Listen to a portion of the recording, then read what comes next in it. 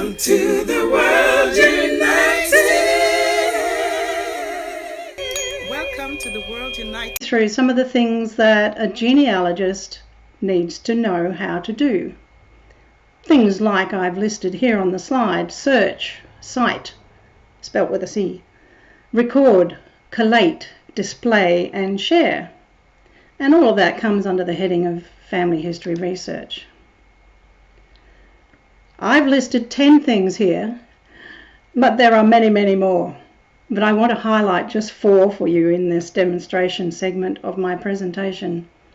That is how to use a search engine for your online research, how to use a basic family tree software program, record and store ancestral records that you find, and display and share a family tree. They may not be in that order. So let's get started on that. One of the things that I want to share with you today is my favourite Find My Past.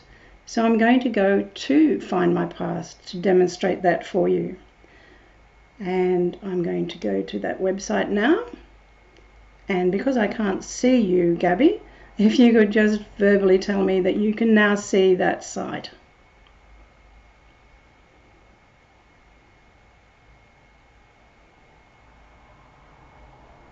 I'll assume that you can see my... I can. Yeah. Thank you.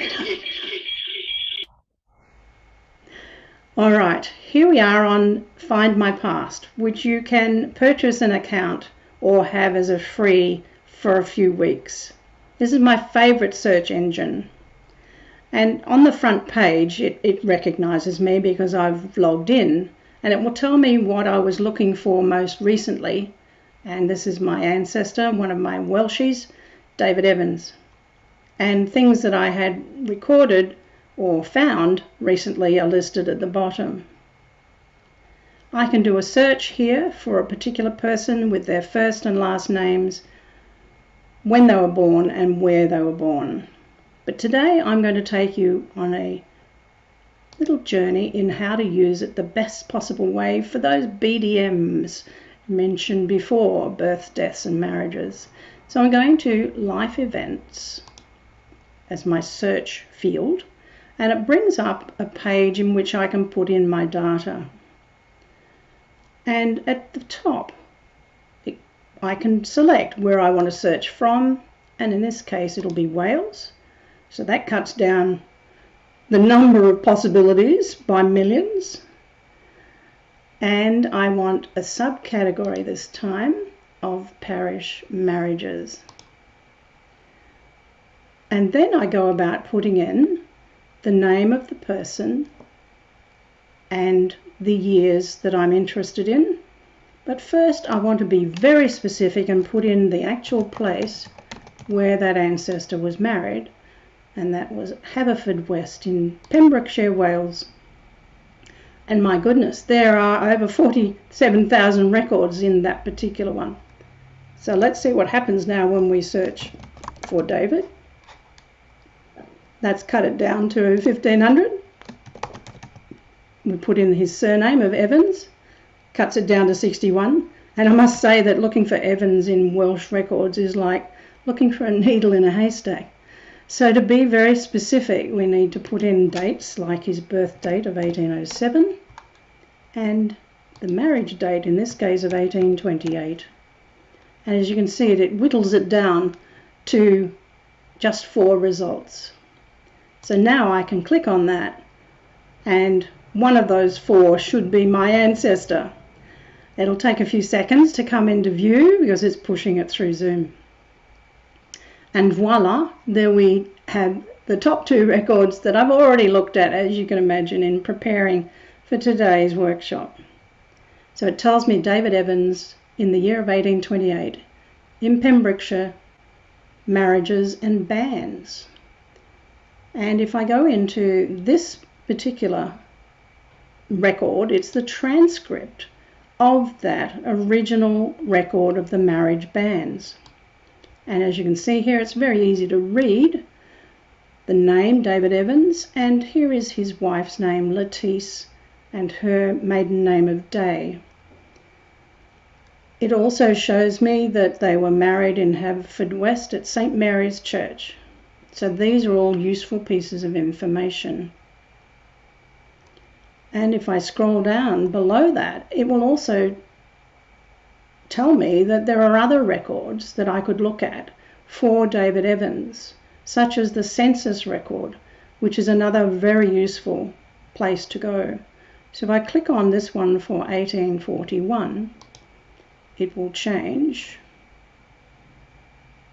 and it will give me the census record for that family who lived in Shutt Street, St. Mary's, Haverfordwest in Wales. So here's David with his wife Lettice, and we can see 3 children.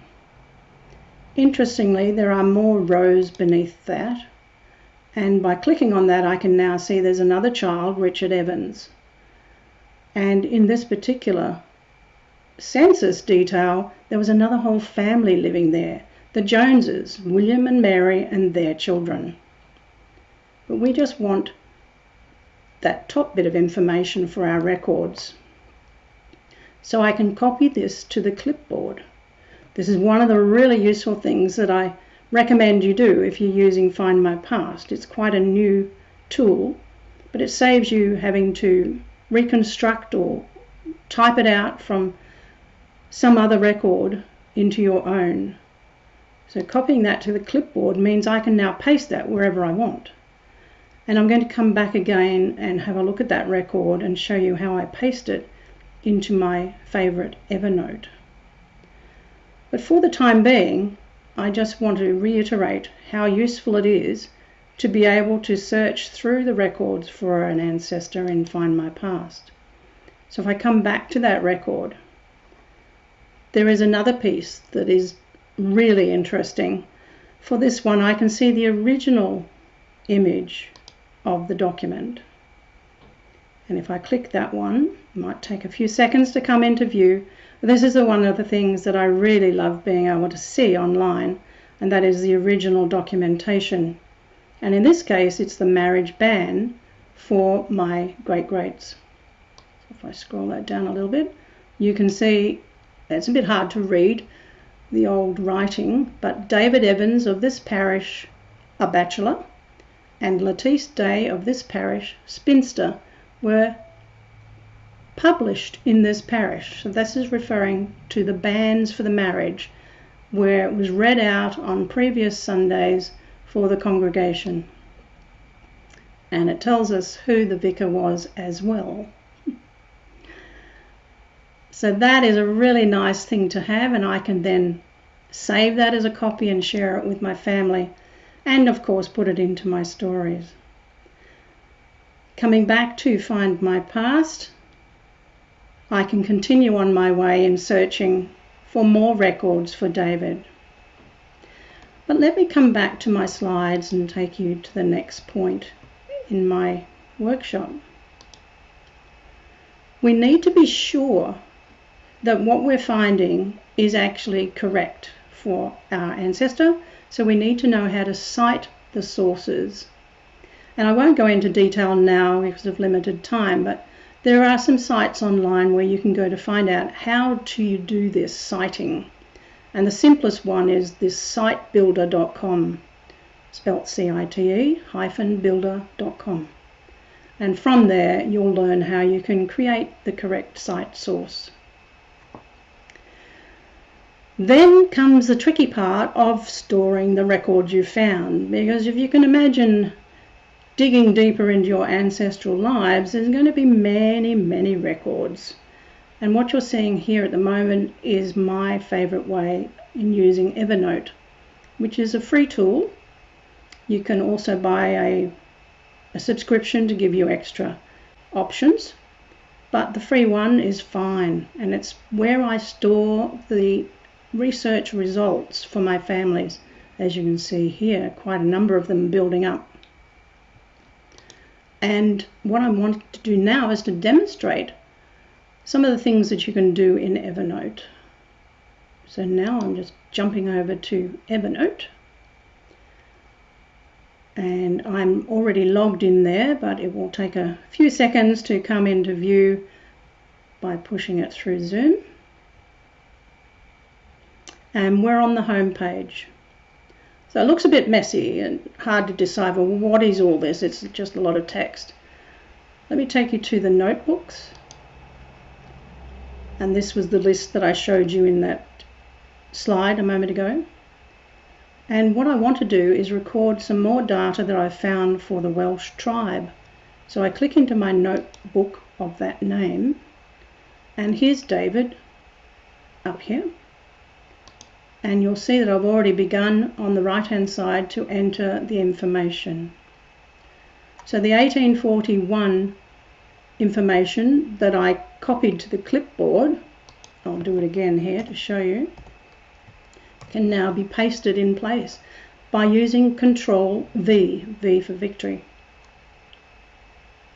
So I've already done that, so I'll just take that bit out. And it's just pieces of text, but now I can see the important things that I want to follow up on, such as, it says here that he was born in 1809. That conflicts with the other information that I have, so further research is required. Similarly for his daughter, my great-grandmother, born here, or it says 1831, but I always thought she was born in 1833. So more work to be done. And I can continue to fill in data for David in his baptism, his marriage, the census, and his death. And I've got all of that at my fingertips. I've also got his wife, Lettice, here, and her baptism information is showing, but not the birth date. So often baptisms were done several months after the birth. We also have the marriage banns, as we had a look at a moment ago, in place for her. And here in this part, I've actually copied in the original image that I showed you a moment ago. So Evernote keeps it all together for me, and I can come back and use some of that information to build my tree and my stories. Coming back now to PowerPoint. The next thing that you'll need to do, or want to do, I'm sure you will be enticed to do this, is to build your family tree. Now you could use Find My Past to do that, but some people want to keep it private and not online as Find My Past is. And you can use other pieces of software to put that in place. So the next little demonstration is of a piece of software called Ancestral Quest. You can find that by going to www.ancquest.com, and you can get a free copy of that. And it's a fairly simple one to start constructing your tree. Now this one is not online, so it's behind everything. So I'm now going to find it, and hopefully it will open up for me.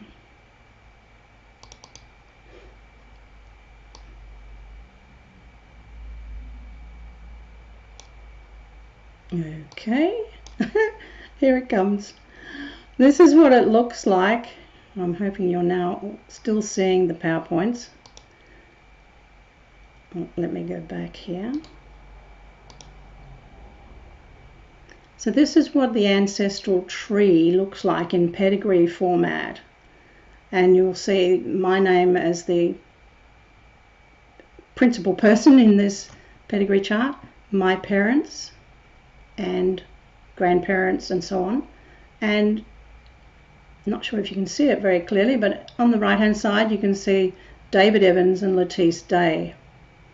And so I have begun to build that family tree and put in the details for each of my ancestors here.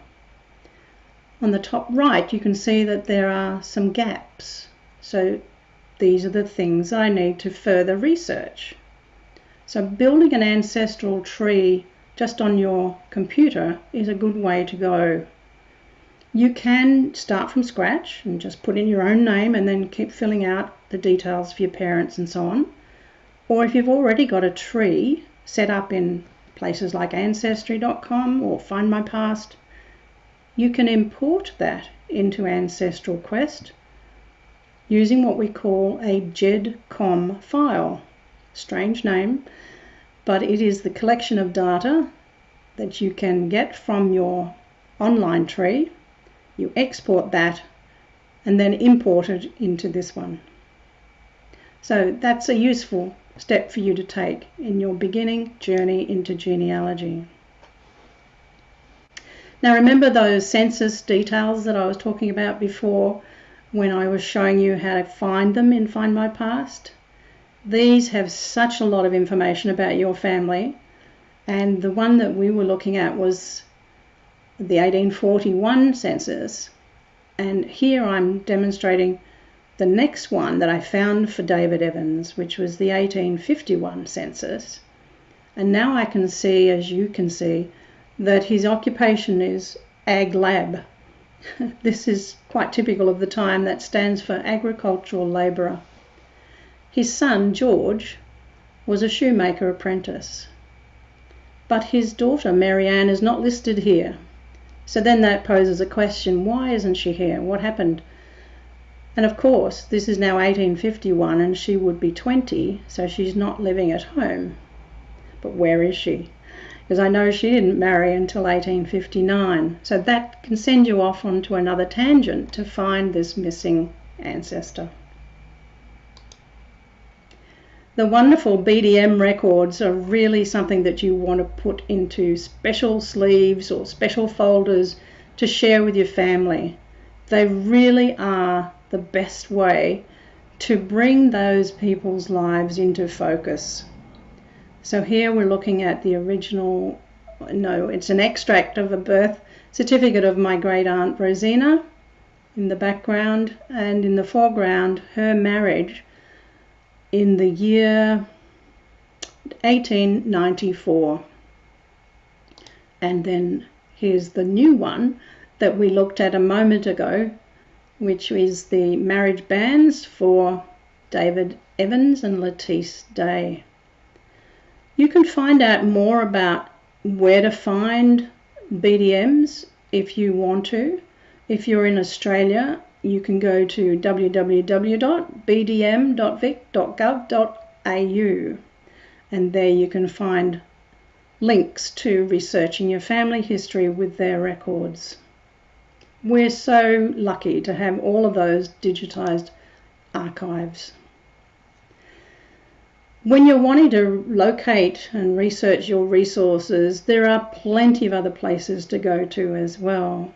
So I've listed a couple here, and I thought it would be of interest to go and have a look at those. Very briefly. This first one is from the Family Search that I mentioned earlier on, which is a free service, and this is the wiki, which gives you information about family history research. Everything from search engines to online family trees, original records, and how to record and share your family history online. And you can scroll through that site to find links to many other pages where you'll dig deeper. And I mentioned at the beginning that you could just use Google. There's Google showing up here as well. The next one that you might find of use is the one from the GenSoft reviews. I've gone directly to this page to show you the Ancestral Quest, which was the program that I recommended for you. It's easy to use, it's free, and you can get that from ansquest.com. So coming back again to my slides. If you want to display and share a family tree or pieces of your tree, I thought you might like to see a little bit of Trello. And I'm hoping I've got time. My alarm hasn't gone off and Gabby hasn't shouted at me to stop. So I'm going to continue on and show you a little about Trello. I include this in my courseware. So here is a site for Trello. And what you're looking at now is a Trello board. So here's the information that we've been gathering about David and Marianne and Lettice and so on. And each of these is a little list. So it's a bit of fun. You can pick up your list and move it around. You can move the pieces of information around on the list. Death should come after the census. Let's put that down there. And you can include pictures and information in here. What I really like about it is that you can now share this with other people. So up here you can see that I can invite someone to the board. So you could have a cousin, an aunt, an uncle, or a grandparent who is working on your tree and would like to help you. You can invite them and you can start sharing together. So to add a list for another person, it's very simple. You go to add another list and you put in their name.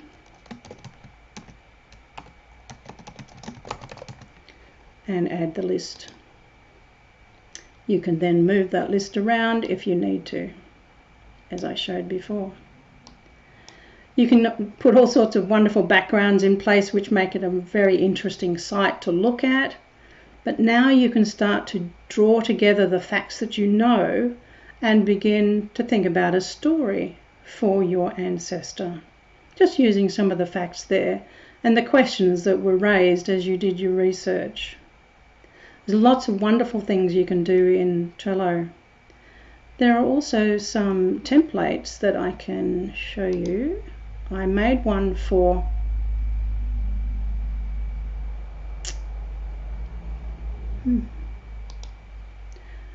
genealogy friends, and this is called the Family Story Magic Template. And I include this in one of my courses where you can get a copy of this Family Story Magic Template to start building your family history archives. So I've already put in the lists, typical card names and what you might call them, and people and so on, and you can use that template to get started. So that's Trello. It's a really, really interesting way to start sharing your family tree. Coming back to my slides. Here is another version of the template showing you, and I've made a point here of telling you that you can go to my academy and get a course on family history called Family Story Magic, and you can get that for free. So while I've got your attention, I will take you to my academy, which I'm hoping you can see now, and I've got many courses in here for people who want to purchase and delve deeper into ancestral stories, etc. But down here are the free ones that I mentioned. And all you do is click on it and you enroll, you put in your email to do that, that's all it's requiring you to do. And you can work through the lessons at your leisure. There's another free one here called Blogging in the Past Lane, and this is useful for those people who want to share their stories in blogs. But that's a whole other story. Somewhere we might want to go later if we have time. So coming back to my slides. One of the things that you would want to do is be immersed in some of the social media communities who are made up of genealogists across the world. Choose your favourite, of course, whether it's Facebook or LinkedIn, Instagram, Pinterest, Twitter, all of the above, and maybe find something that resonates for you. So in my research for this presentation today, I found another one to add to my very long list of Facebook genealogy groups. This one for England, Scotland, Ireland and Wales, as you can see, of great interest to me. So coming to a conclusion now, I want you to know that it's very easy to learn more about genealogy. You don't have to do it in my academy, of course. You can do it for free. You can get any kind of help. It's prolific out there on the web. But if you do want to learn how to preserve your family history step by step with me, then do come across to coachcaroleonline.thinkific.com. And there is my timer, right on time. So I will stop sharing and come back to you. That has been absolutely beautiful, Carole. That was just so insightful. And I looked at your charts and how far back it takes you. It's incredible. Absolutely. Mine go back into the 1600s. That must have been quite amazing, opening these documents for the very first time. And like you said, you get data, but you have to keep researching some of them because they don't sound right or the dates are not quite right. So it sounds like a full-time occupation. Oh, yes. If you get hooked on this, then you can forget about doing housework, dishes, anything. You're just immersed in history. Absolutely beautiful. Thank you, Carole, for coming on and for presenting, for sharing your wisdom and your knowledge with us. It's been an absolute pleasure having you. Thank you so much. It was delightful to be here. Good luck with the rest of the workshops. Thank you.